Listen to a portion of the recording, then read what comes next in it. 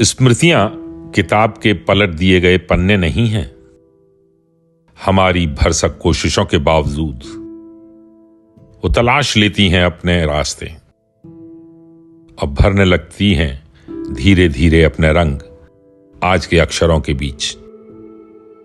वो आदतें नहीं हैं जिन्हें कोई हकीम अपनी दवा से छुड़वा दे।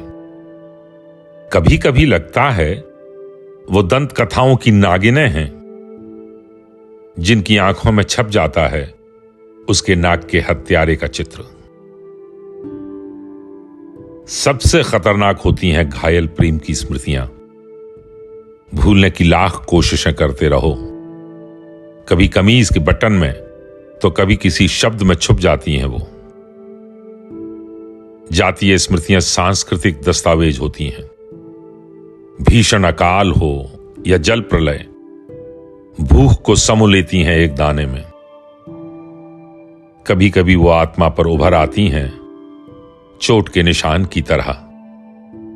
स्मृतियां किताब के पलट दिए गए पन्ने नहीं हैं।